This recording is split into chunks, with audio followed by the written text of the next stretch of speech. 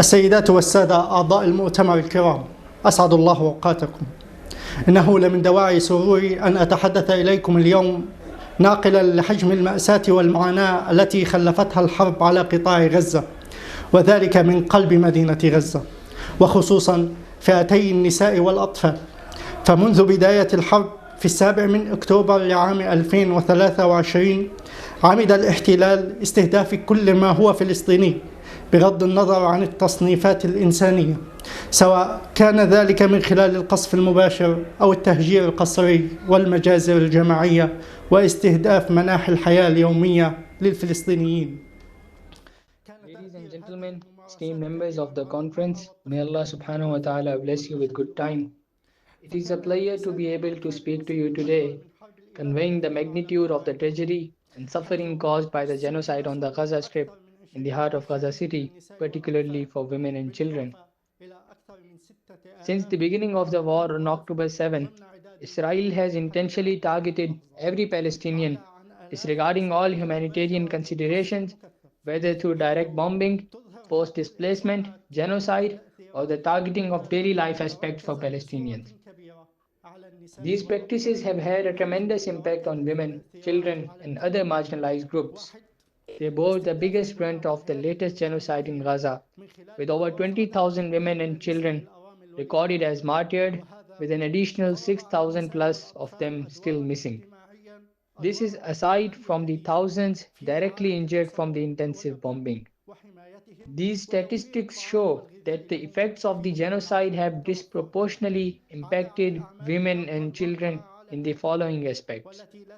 Number one, targeting societal structures, resulting in a large number of widows and orphans. This has forced women and children into new social roles of supporting their families and providing food and necessities in the face of scarcity. Furthermore, they are subjected to hard labor that is not suited to their physical or psychological capacities, such as cutting wood for cooking or standing in long lines for water, not to mention the high risks to their lives to secure a livelihood. Number two, the authorities of occupation have forced thousands of women, girls, and children to undergo compulsory displacement, walking long distances of tens of kilometers amidst heavy fire. This has forced them to assume new roles in addition to women losing their personal space and privacy during displacement where social and familial boundaries were largely erased. Number three, they have endured intense pressure in various ways, such as women having to wear their hijabs at all times, minimizing their food and drink intake to avoid using public toilets and standing in queues in front of the eyes of strangers. Number 4. There has been a lack of sanitary supplies for women, such as sanitary pads, prompting some to take pills to stop their menstrual cycle. This has negatively impacted their health and caused physical pain. Number 5. Pregnant women have endured incredibly difficult conditions, giving birth without anesthesia, medical care, or sterilization. They had no facilities for their personal needs or health conditions and could not bathe or take care of their personal hygiene or that of their newborns. In such circumstances, international organizations concerned with protecting children and women, along with women's and children's rights organizations, continue their work, providing a lifeline, even if minimally and at the bare minimum. An analysis by UN Women shows that 83% of the women's organizations surveyed in Gaza are still operating, even partially, and they are primarily focusing on emergency response. These organizations provide humanitarian aid, including psychological support, legal advice, financial assistance, women's sanitary kits, and sharing stories of women's experience. They also document the impact of the war and address urgent needs like food, water, mattresses, and hygiene products. However, in reality, the aid provided is only a small fraction of what is needed.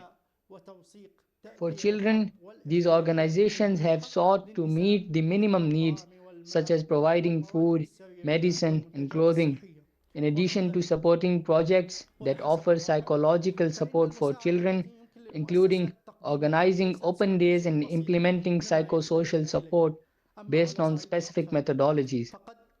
This is aimed at modifying children's behavior and enabling them to receive their right to education by supporting educational spaces and attempting to combine play with learning to ensure children continue their education. The support of organizations concerned with the rights of children and women in Palestine is crucial without sufficient support and funding. Without the advocacy efforts of these organizations, the voices of many women and children in Gaza will not be heard.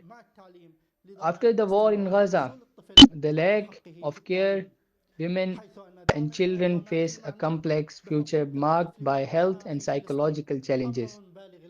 It is expected that levels of stress and depression will increase with a severe shortage of medical care and a rise in injuries.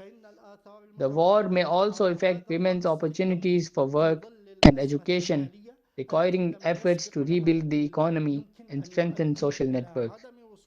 Children and women need immediate medical care and psychological support programs to help them cope with the effects of the war and improve their quality of life, with a focus on strengthening the rights of women and children and combating sexual violence.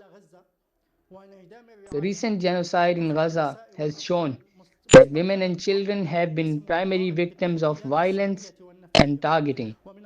The continued racial targeting and severe violations of their rights clearly show how their identities and bodies have been horrifically distorted.